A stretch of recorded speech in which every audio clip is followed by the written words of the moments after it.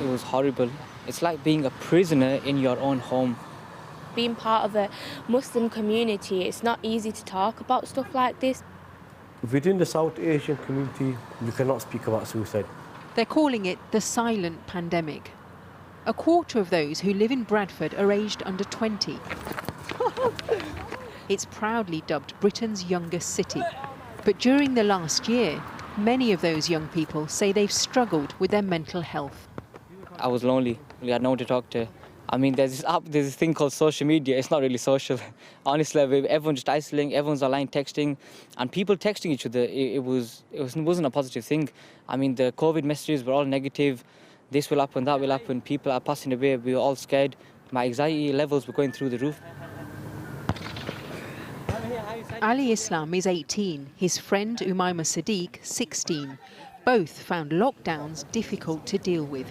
Was it difficult? Because there is still a stigma, isn't there, within the South Asian community when it comes to talking about mental health? Obviously, speaking about mental health in the Muslim community, as soon as you say mental health, it's like, oh, she's AWOL, like she don't know what she's on about her, or she's possessed, or she's got something, someone's done something on her. From our background as a South Asian, I say, Mum, I'm going through mental health issues. Mum will say, what mental health issues? I've raised 4 kids, I've done this, I've done that, I do the cooking, I do the cleaning. What about my mental health? The teenagers are hoping to use their experiences to change attitudes. All the highs and lows, said I'm gonna win, though the world might spin. They've both taken part in this film, frank and forthright. It documents the experiences of young people in the city. I didn't know how to talk about it or who to talk about it as well. The film was made by a community centre called Khidmat, which means to serve, after they saw record referrals for mental health issues. Our hope from this film is for young people to actually have their voices heard, to be involved in the policy decisions that are made within the city, and be able to really have those very open and frank conversations with service providers and policymakers. Ali is an amateur boxer and says his anxiety began when his youth club had to close. I'm really passionate about it. So every day I was at boxing. And then once upon a time, boom. Lockdown, complete silence, no boxing, nothing. And that had a huge effect on my mental health. But as well as fighting his own fears about COVID, Ali says he had to deal with outsiders blaming his community for spreading the disease.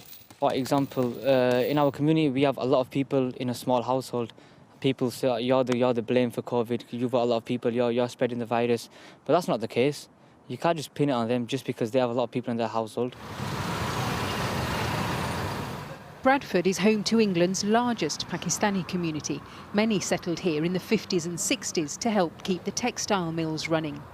Historically, these multi-generational households were more likely to experience poverty and deprivation. I don't know if I'd ever go back to 100%, and I'm not just saying physically, even mentally, you know. I don't think I'll ever go back to being who I was.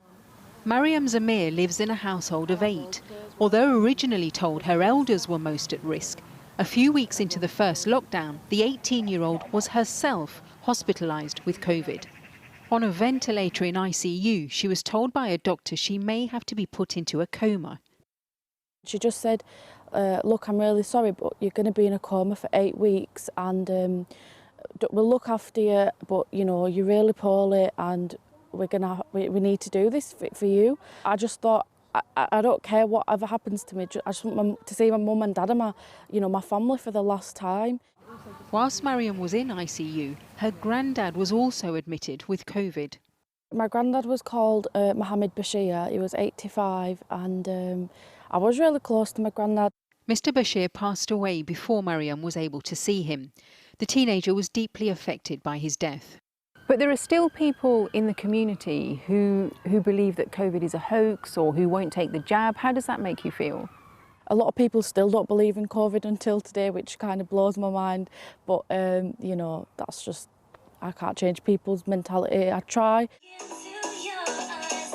Trying to cut through the taboos and open up conversations about mental health.